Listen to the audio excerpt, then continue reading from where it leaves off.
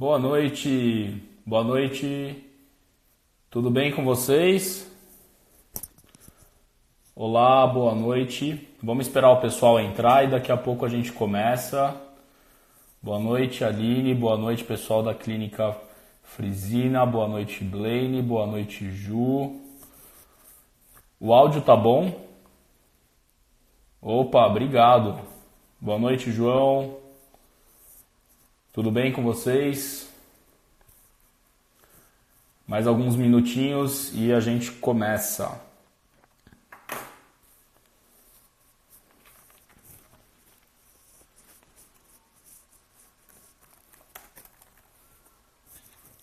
Olá, boa noite.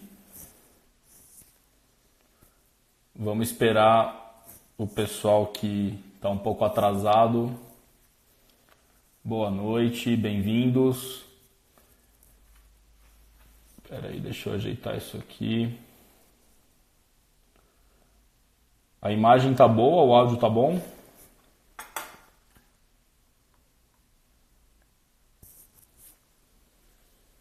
Olá, boa noite.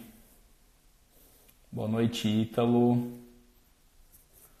Boa noite, Gisélia. Positivo, ok.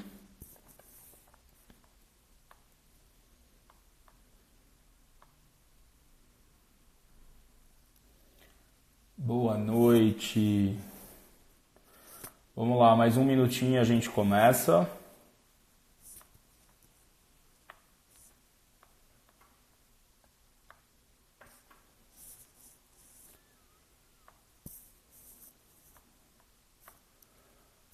Ok, muito obrigado. Já começamos. Muito bem, 8h17, muito boa noite, obrigado vocês que estão online, obrigado às pessoas que vão entrar online daqui a pouco. Esse é o 8º episódio do Dormicast, a minha live semanal sobre sono e saúde mental. A gente completa hoje 2 meses e venho dizer aqui para vocês que tem sido um prazer enorme e um aprendizado acima de tudo, construir conhecimento junto com vocês. A ideia dessa live é transmitir conteúdo de medicina do sono e saúde mental com uma linguagem simples, fácil, acessível a todos. Você que é profissional de saúde, você que não é profissional de saúde. Por quê? Porque a medicina do sono ela ainda é muito pouco conhecida mesmo entre os profissionais de saúde.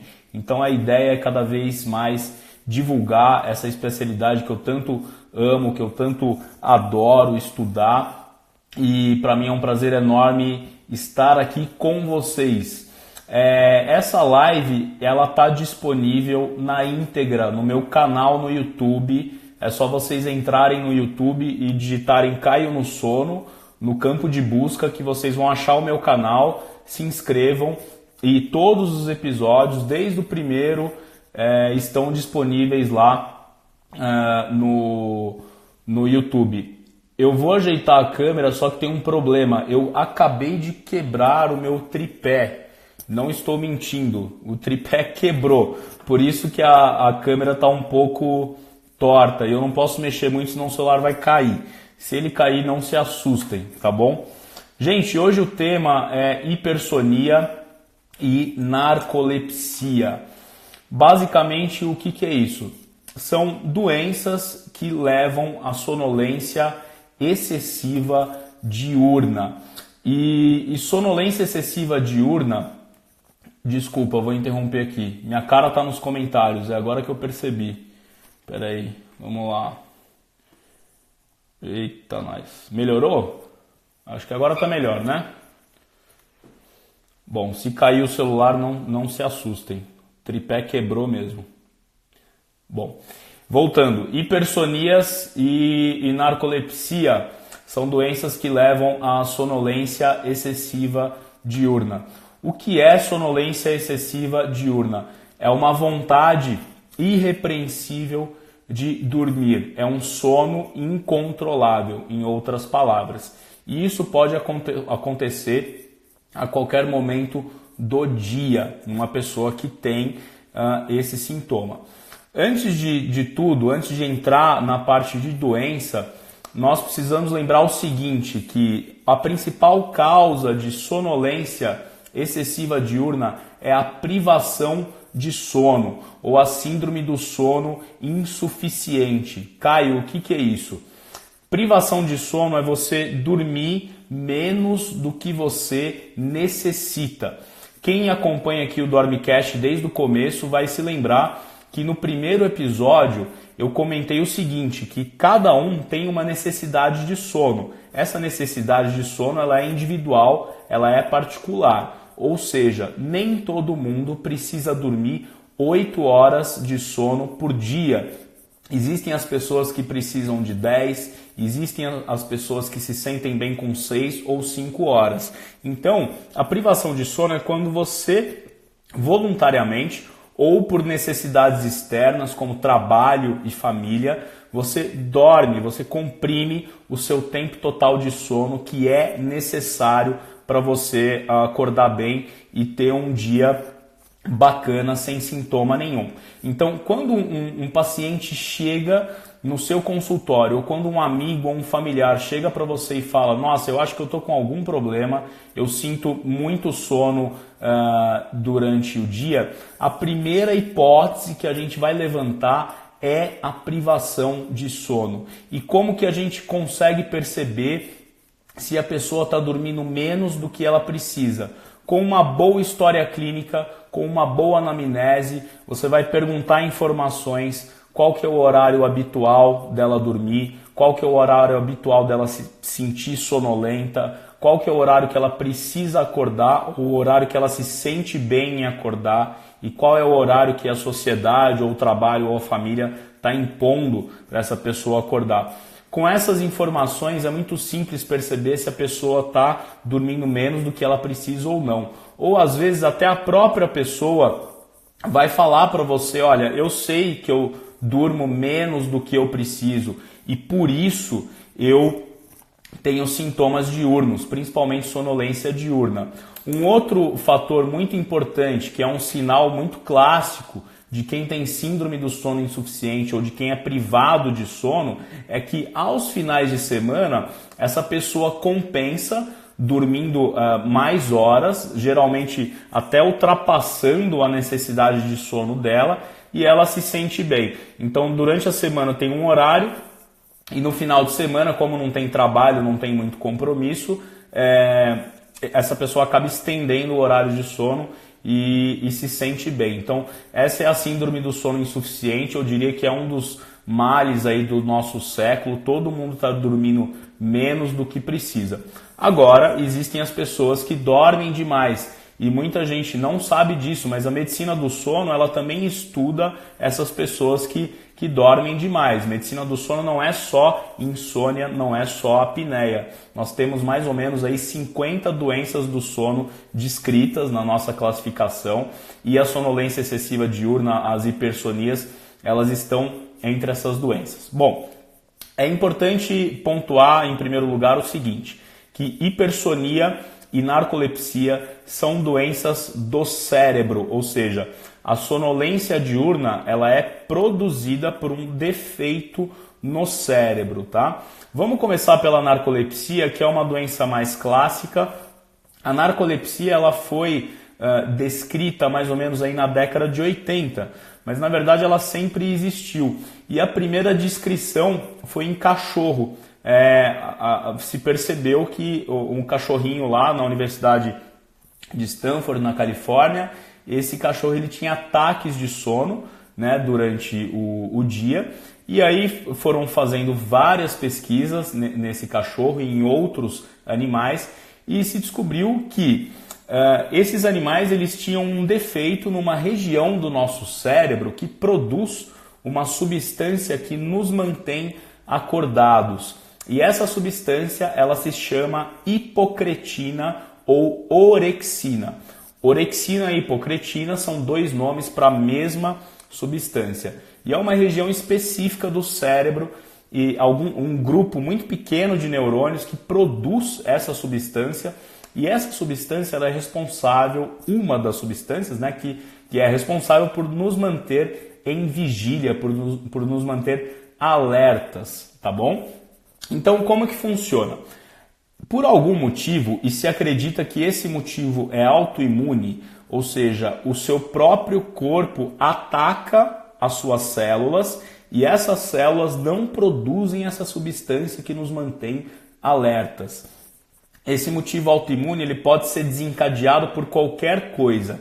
Por exemplo, tem muitos pacientes que são narcolépticos ou que ficam narcolépticos depois de tomar vacina, ou depois de pegar alguma infecção, ou depois de se submeter aí a alguma internação, algum procedimento cirúrgico, e aí por algum motivo o corpo começa a atacar o próprio corpo, especificamente essas células que ficam bem no meio do cérebro, e aí a hipocretina ou orexina não é mais produzida e a pessoa tem sonolência diurna. A principal característica da narcolepsia é uma vontade, uma necessidade irrepreensível de dormir durante o dia. Então é um sono incontrolável. E aí a gente divide entre narcolepsia do tipo 1 e narcolepsia do tipo 2.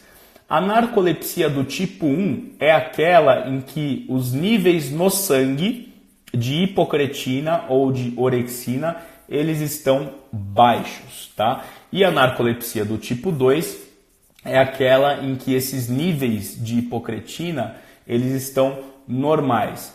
Vamos fazer uma interrupção aqui só para vocês entenderem o raciocínio. O que isso significa?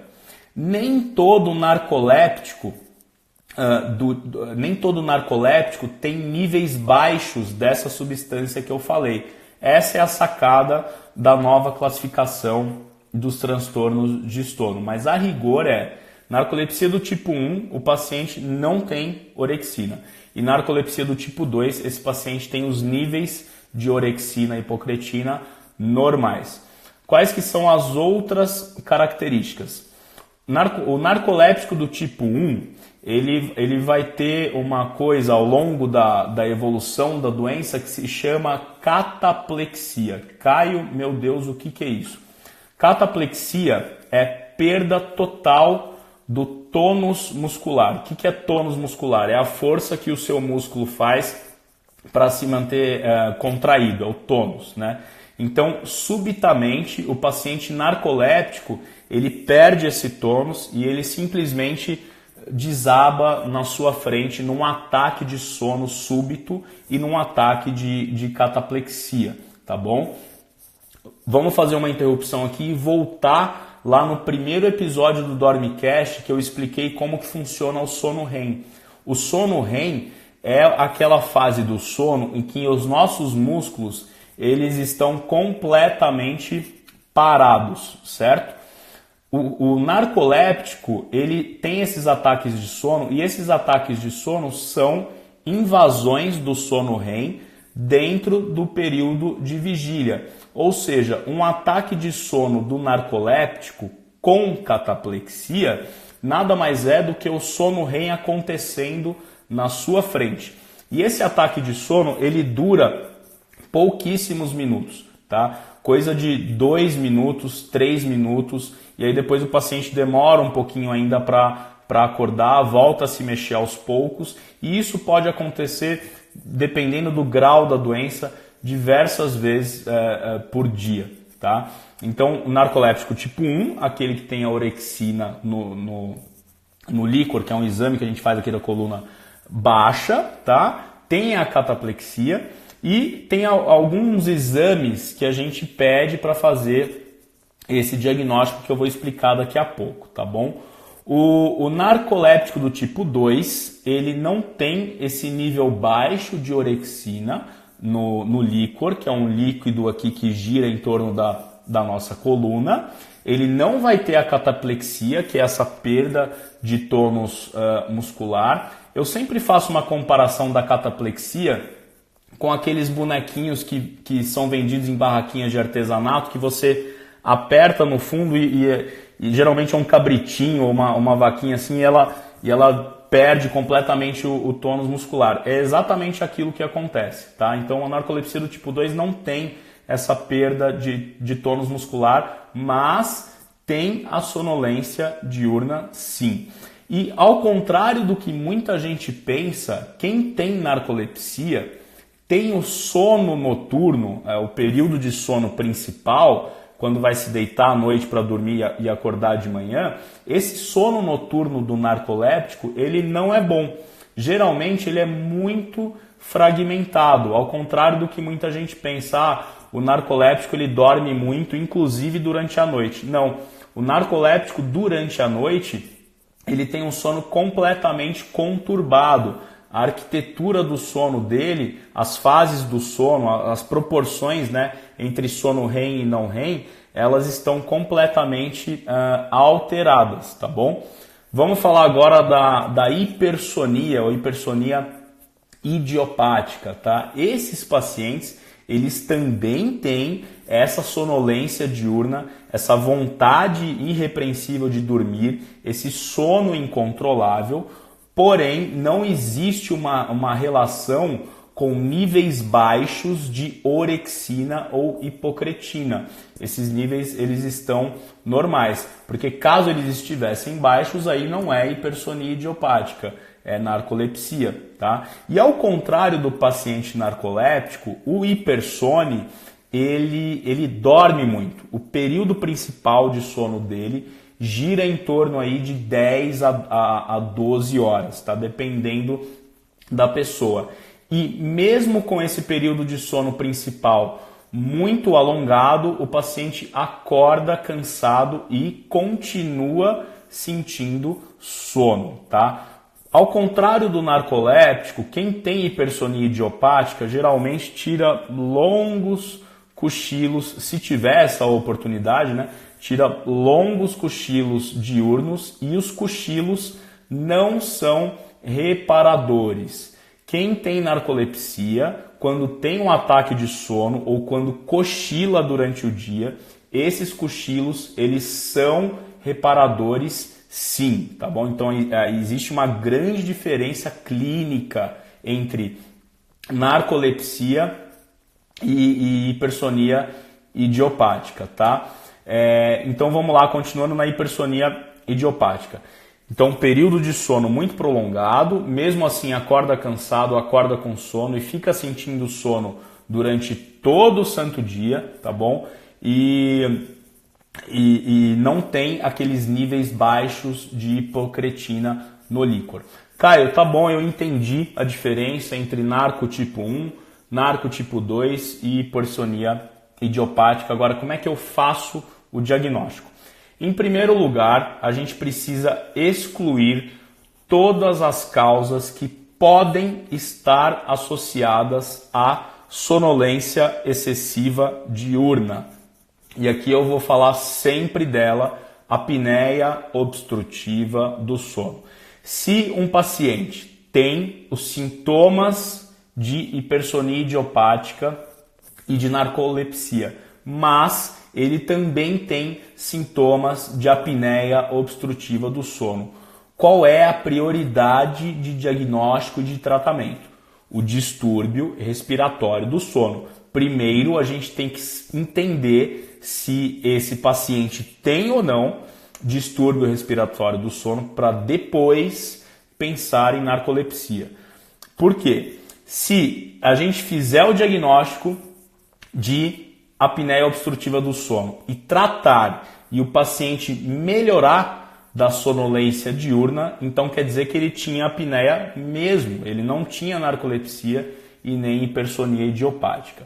Uma outra diferenciação importante são os distúrbios do ritmo biológico ou os distúrbios do ritmo circadiano. E agora eu vou pegar um exemplo, por exemplo, de um adolescente. Geralmente os adolescentes, a gente sabe que eles têm um atraso de fase. O que significa isso? Eles sentem sono mais tarde do que o habitual e, por consequência, eles acordam mais tarde. E o período total de sono deles geralmente é mais alongado. Quando o adolescente ele é submetido a uma rotina escolar que não está sincronizada com esse ritmo biológico dele, ele vai ter sonolência excessiva diurna. Então isso, na verdade, é um defeito de sincronização do relógio biológico do adolescente com o ritmo de estudo dele. Isso não é hipersonia, isso não é narcolepsia, tá? Outras coisas que dão sonolência diurna, perna inquieta, aquela vontade, aquela necessidade urgente de mexer as pernas enquanto está na cama parado, se preparando para dormir. A pessoa geralmente tem uma latência de sono, aquele tempo que demora para pegar no sono, muito alongado, porque fica levantando da cama toda hora para aliviar esse sintoma de perna inquieta. E aí ela acaba encurtando o tempo total de sono dela e tem sonolência diurna. Enfim, vários transtornos de sono que precisam ser pesquisados antes de pensar em narcolepsia e hipersonia. E isso tem uma lógica, gente. Para vocês terem uma ideia, a gente não tem dado muito confiável no Brasil, mas a prevalência de narcolepsia nos Estados Unidos não chega nem a 0,5%. Então é uma doença extremamente rara. A hipersonia idiopática menos ainda, tá? Apesar de ser uma doença extremamente rara, é aquele tipo de coisa que se você perguntar, se você investigar bem, você acha. Porque tem muito subdiagnóstico. O que é isso? Tem muito paciente que está doente e não sabe que está doente. Isso por várias questões. Tem pouco profissional de medicina do sono, tem muito pouca gente que conhece medicina do sono. O paciente demora para procurar ajuda. Geralmente, quando ele procura ajuda, ele cai na mão de um profissional que não sabe medicina do sono. E aí ele acaba sendo tratado como um doente psiquiátrico, como depressão, como um paciente que é preguiçoso, ele sofre muito preconceito. E aí esses profissionais acabam colocando medicações que não precisam ser prescritas, fazem um diagnóstico errado e esse paciente fica anos no limbo, sem nenhum diagnóstico preciso. E imaginem vocês uma pessoa que tem sono durante todo o dia, o prejuízo profissional e social que essa pessoa vai ter, né? Então a narcolepsia e a hipersonia são doenças extremamente estigmatizantes e que trazem um prejuízo enorme para quem as tem, tá bom? Então eu vou falar agora de diagnóstico. Então chegou um paciente com esse quadro clínico, o que você tem que fazer? O teste para fazer diagnóstico mesmo de hipersonia idiopática e de narcolepsia tem um nome um pouco comprido, chama teste de latência múltipla de sono. Como é que funciona isso? A gente leva o paciente para o laboratório do sono, ele vai dormir no laboratório, ele vai fazer uma polissonografia, que é o exame do sono, ele vai acordar, ele continua no laboratório e no dia seguinte a gente vai programar 5 cochilos de 20 minutos. Esses cochilos têm horário específico para acontecer e entre eles tem que ter um intervalo de 2 horas. Nessas 2 horas o paciente ele tem que se manter acordado e durante os 20 minutos de cochilo o paciente tem que fazer um esforço para dormir num ambiente escuro de laboratório, sem nenhum estímulo e monitorizado com os eletrodos, tá bom? Então é um teste extremamente longo, ele é muito complexo de ser feito, tem pouca gente que sabe fazer, tem pouco técnico bom que sabe fazer esse tipo de exame e é um exame longo, né? Demora uma noite e um dia. O que esse exame vai trazer de importante para a gente? Basicamente é o seguinte, eu não falei que o narcoléptico ele tem eventos de sono REM durante o dia e é por isso que ele tem os ataques de sono? Então, o exame de latência múltipla ele vai nos dar a seguinte informação, quanto de sono REM acontece durante esses cochilos. E aí a gente faz uma conta maluca lá e dependendo do resultado que dá, a gente fala, olha, é narcolepsia e não é narcolepsia. Bom, esse exame ele tem que ser feito para a gente fechar o diagnóstico, tá? O que acontece na maioria das vezes? Vamos supor que o paciente está privado de sono, ele está há semanas dormindo mal e aí alguém pede esse exame para ele. Quando o cara chega no laboratório com uma cama boa, com luz escura, a tendência é que ele durma mesmo durante o dia. Então esse exame vai dar um falso positivo, que a gente chama, né? Um resultado que não reflete aquela doença que ele tem, porque ele estava dormindo muito mal. quando tem a oportunidade de dormir, ele vai dormir mesmo. Então isso não é hipersonia, não é narcolepsia.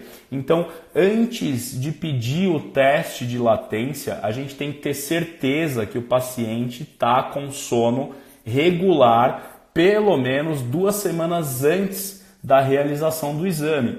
E isso tem que estar documentado por meio de diário de sono e por meio de actigrafia, que é um relógio que a gente coloca no paciente que determina o padrão de sono dele nesses 15 dias, tá? Então, a recomendação é que esses pacientes eles tenham pelo menos 7 horas de sono por noite durante 14 dias antes de fazer o teste de latência múltipla, tá bom? E eu falei também lá no início que a gente precisa dosar essa hipocretina e essa orexina. Gente, isso lá nos Estados Unidos, tá? Porque, se eu não me engano, até o ano passado só tinha um laboratório no mundo que fazia essa dosagem de hipocretina no líquor, que é esse líquido que fica em torno aí da nossa coluna, tá bom? Tanto é que eu tive já a experiência de fazer essa coleta do líquor e mandar a amostra lá para os Estados Unidos, tá? Então, só que hoje em dia eu acho que, se eu não me engano, nem lá está fazendo mais, porque é muito caro, é muito trabalhoso, só tinha uma faculdade que tinha esse teste, então isso virou uma coisa muito teórica. Tem pesquisa rolando aí de inventar um novo teste, um novo método de dosagem dessa substância para a coisa não ficar tão trabalhosa assim. Então, na prática aqui do Brasil, a gente só faz o teste de latência, a actigrafia, tem a certeza de que o cara está dormindo corretamente 15 dias antes de fazer o exame, e aí faz o exame e vê quantos episódios de sono REM ele teve, a gente faz uma conta lá e aí define se é narcolepsia, se é hipersonia, aí vai entrar num critério muito técnico que depois eu posso explicar melhor para vocês no privado aí se alguém tiver interesse, tá bom? Bom, uma outra coisa muito importante, muitos pacientes eles tomam remédios antidepressivos, eles tomam estimulantes, tomam substâncias, remédios que para dormir, né? Por exemplo, Rivotril, Stilnox. Então, esses pacientes eles não podem, a rigor, fazerem esse teste de latência múltipla de sono, porque também vai dar um resultado falso, tá? Então tem que ter pelo menos aí 1 mês sem usar nada, sem usar nenhum tipo de remédio para fazer o exame, tá bom? Aí eu vou entrar aqui em situações muito específicas, mas elas não deixam de ser importantes. Um paciente com depressão, por exemplo, que faz o uso de antidepressivo, que teoricamente vai alterar esse exame de teste de latência e vai dar um resultado falso. Eu vou tirar o remédio do paciente deprimido? Isso tem que ser feito com muito critério. Tem que conversar com o psiquiatra do paciente, falar da suspeita clínica, olha, tem uma sonolência diurna que a gente precisa investigar, será que pode tirar o antidepressivo? Não pode tirar o antidepressivo, tá bom? Então isso tem que ser feito com muito critério, muito cuidado, não é para tirar remédio que foi prescrito, tá? Então tem que conversar com o médico da pessoa antes, porque o risco do paciente ficar deprimido e fazer o exame talvez seja muito maior do que o outro risco, tá? Então precisa ficar muito atento aí se pode ou não tirar remédio, sempre tem que conversar com outro médico, tá? Bom, fez o diagnóstico de narcolepsia ou de hipersonia idiopática, o que a gente precisa fazer para esse paciente, tá? A gente precisa dar remédio, tá? E por que dar remédio? Para evitar os ataques de sono durante o dia e para evitar que essa pessoa se exponha a risco. A sonolência diurna não controlada, não tratada, ela expõe o paciente a risco, ela aumenta a chance de erros no trabalho, acidentes de trânsito. Então, já vi narcoléptico ter o ataque de sono no meio do trânsito, ter a cataplexia no meio do trânsito e bater o carro. Então, isso é muito sério. Então, nós precisamos dar remédios para que essa pessoa fique estimulada o dia todo, tá bom? E os remédios são os psicoestimulantes. Então a modafinila, o metilfenidato, a modafinila aqui no Brasil é vendida como Stavigile E aí o metilfenidato é vendida como Ritalina, Concerta, aí tem várias formulações, tá bom? Então essas são as medicações aí de primeira escolha, e aí a dose, o horário de tomada, isso vai depender muito do paciente, tem que ser combinado em consulta. Porém, gente, não é só medida, não é só uma atitude medicamentosa, não é só remédio que controla isso. O narcoléptico e o hipersone, ele tem que ter uma orientação comportamental muito, muito, muito incisiva, tá? O que ajuda muito? Essa pessoa fazer cochilos programados. O que é isso? Ela vai definir horários ao longo do dia dela para cochilar por pelo menos aí 20 minutos, porque esse cochilo vai ser importante para ela renovar as energias, tá bom? Higiene do sono e controle de estímulos, que eu falei aqui no primeiro episódio do Dormicast, que está lá no YouTube, e é muito importante para o narcoléptico, é muito importante para o hipersone. Não dá para ficar tendo aí uma rotina de sono muito irregular, porque essa pessoa vai sofrer demais, tá bom? Uma outra coisa, a gente precisa pesquisar coisas que são muito comuns a pacientes que têm narcolepsia principalmente. E uma dessas coisas é obesidade.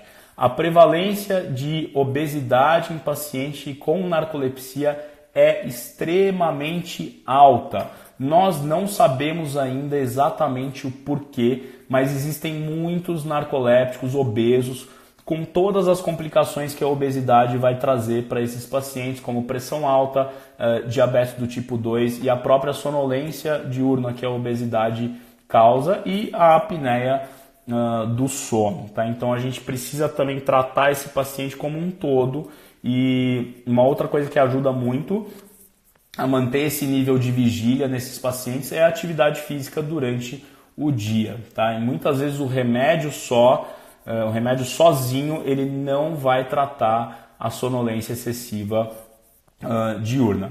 Paciente que tem cataplexia, que é aquele paciente que perde completamente o tônus muscular. A cataplexia ela é tratada geralmente aqui no Brasil com antidepressivo. O principal que a gente usa é a venlafaxina. Caio, na dose antidepressiva? Não. Geralmente 37,5 miligramas já resolvem o problema. Às vezes a gente tem que subir para 75, enfim, isso vai depender muito do paciente, tá bom? E geralmente é o suficiente para acabar com a cataplexia. E existe uma outra medicação que ainda não é liberada no Brasil por motivos aí burocráticos e políticos, que chama oxibato de sódio, e esse oxibato de sódio ele também é usado para cataplexia e para sonolência diurna. É super complicado de administrar, tem muito efeito colateral e tem que ter muito critério também para introduzir nesses pacientes, ok? Bom, são doenças que não tem cura, tem um curso crônico, né, tem uma evolução, geralmente começa a se manifestar depois dos 5 anos de idade, que é quando mais ou menos aí todos os centros de sono no nosso cérebro estão formados, tá? Então é muito incomum você ver sintomas de narcolepsia ou hipersonia idiopática em crianças com menos de 5 anos, tá bom? Se aconteceu uma sonolência excessiva diurna em criança com menos de 5 anos, olha a amígdala, porque pode ser apneia do sono, tá? Acima de 5 anos, os sintomas já começam a se manifestar e aí fazem um pico aí na adolescência e tem uma distribuição que a gente chama de bimodal. Então, ou começa a se manifestar entre 5 e 15 anos ou depois dos 35 anos. Pode acontecer também, já vi muitas vezes, principalmente narcolepsia do tipo 2 e hipersonia idiopática. Então, muito cuidado com essas duas faixas etárias, entre 5 e 15 e acima dos 30, 35 anos, certo? Tem um exame que a gente pede que chama HLA, aí já vou entrar na parte mais de coisas autoimunes.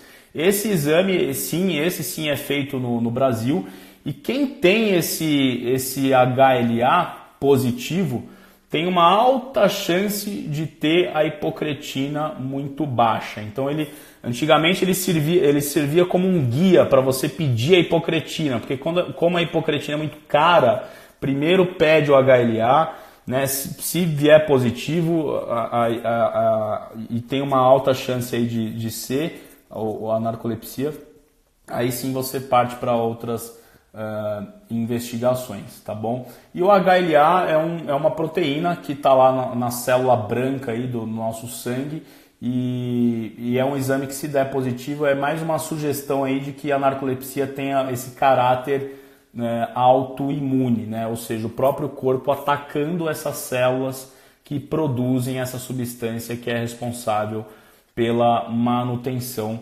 da vigília.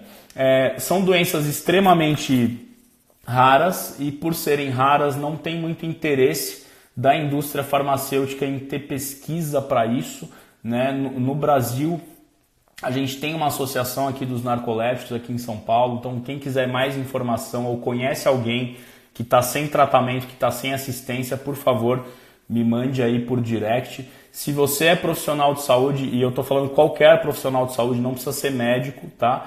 Tem alguém que tem esse tipo de sintoma, por favor, mande direct também para tirar a dúvida comigo e discutir caso comigo. A intenção dessa live aqui é esclarecer todo e qualquer tipo de dúvida, tá certo? Eu acho que eu falei aqui das questões fundamentais e agora eu vou abrir aqui para dúvidas. Eu não quero me alongar muito. Eu vi que o Cris perguntou aí no começo da live se a Bela Adormecida ela era narcoléptica ou tinha hipersonia idiopática. Pelo que eu lembro da história, se a gente juntar toda a história e todo o quadro clínico que ela apresentava, ela não tinha nem narcolepsia e nem hipersonia idiopática. O que a Bela Adormecida tinha era uma coisa que a gente chama de hipersonia recorrente ou síndrome de Klein-Levin. Meu Deus, Caio, o que é isso? Bom, síndrome de Klein-Levin se refere a dois cientistas que fizeram a descrição dessa doença. Um era o Klein, o outro era o Levin, e eles descreveram o seguinte, que eram crianças que passavam cerca de dias dormindo horas e horas e horas, igualzinha a Bela Adormecida. Por isso que quando vocês vão dar um Google, a síndrome de Klein-Levin ela é conhecida como a doença da Bela Adormecida, tá? Então são pessoas que dormem períodos muito longos, geralmente aí mais de 20 horas dormindo, e durante dias, né? Pode ser aí de 5 dias até 5 semanas, tá bom? E depois, passado esse período, elas vivem a vida delas normalmente, tem um período de sono regular, tá? Durante o período de hipersonia, quando essas pessoas acordam, elas só acordam para comer ou para ir ao banheiro. E quando elas acordam, elas não estão completamente despertas, então elas têm comportamentos muito característicos, né? Compulsão alimentar, hipersexualidade, né? Elas ficam hipersexualizadas, ficam agressivas, irritadas, desinibidas e aí logo depois voltam a dormir longos períodos. Se eu não me engano, essa característica comportamental ela não é descrita na história da Bela Adormecida. Me corrijam aí se eu estiver errado, mas isso é a única coisa que não aparece na história da Bela Adormecida. Tanto é que tem tanto sintoma de humor em quem tem hipersonia recorrente que existem cientistas, existem médicos que acreditam que a síndrome de Klein-Levin faz parte do espectro bipolar. Tá? E uma evidência que corrobora essa hipótese é que um dos tratamentos que a gente usa para a síndrome de Klein-Levin é justamente o lítio. O lítio é um estabilizador de humor que a gente usa no tratamento do transtorno afetivo bipolar, tá bom? Então, é o tratamento que mais ajuda aí na síndrome de Klein-Levin. A síndrome de Klein-Levin ela também começa aí depois dos 5 anos e misteriosamente ela desaparece por completo quando o paciente entra na idade adulta. A síndrome de Klein-Levin é extremamente rara. Para vocês terem uma ideia, tem mais ou menos 1000 casos descritos no mundo. E isso é até uma coisa engraçada. Tinham 500 casos descritos no mundo. Aí entrou uma série da China, que veio mais 500 pacientes, e os chineses aumentaram esse número de casos aí de Klein-Levin absurdamente, quase dobrou o número, tá? Eu tive a oportunidade de atender, de descrever 2 casos de Klein-Levin aqui em São Paulo, e é uma coisa assim muito desesperadora, porque é aquilo que eu falei para vocês no início.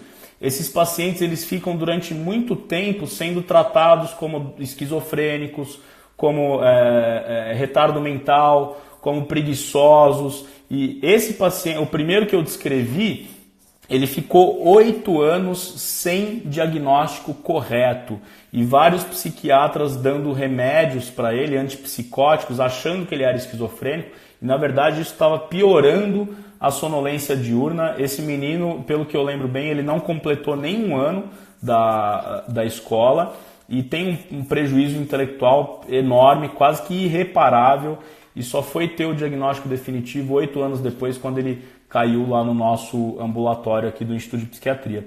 Então, voltando, Bela Adormecida, na minha opinião, tinha hipersonia recorrente. Tinha um outro transtorno que era a sonolência diurna associada à menstruação. Então, é uma coisa extremamente rara e isso, na verdade, está caindo por terra. Tá? Então, isso esquece. Se vocês ouvirem por aí, a menina só tinha sonolência diurna quando menstruava, enfim, isso saiu um pouco da medicina do sono, é uma questão mais hormonal, isso já está caindo por terra, ok? Se vocês tiverem mais dúvidas, por favor, me mandem aqui por direct. Eu acho que eu fiz um panorama bem amplo, aí, bem breve das hipersonias. É uma coisa que, volto a dizer, se vocês procurarem na prática clínica, vocês vão achar, apesar de ser uma coisa extremamente rara, tá bom? Bom, o Dormicast ele está na íntegra lá no meu canal no YouTube. É só vocês entrarem no YouTube, digitar Caio no Sono, se inscrevam no canal que todos os episódios do 1 ao 8º, que é o de hoje, vão estar lá na íntegra. Estou disponível para dúvidas, mandem direct. E na semana que vem o Dormicast ele volta no horário normal, quarta-feira, às 9h30, com um convidado especial, que eu não vou dar spoiler, vou divulgar aí para vocês ao longo da semana, ok? Foi um prazer de novo estar aqui com vocês, espero que vocês tenham gostado e boa semana para vocês, até mais.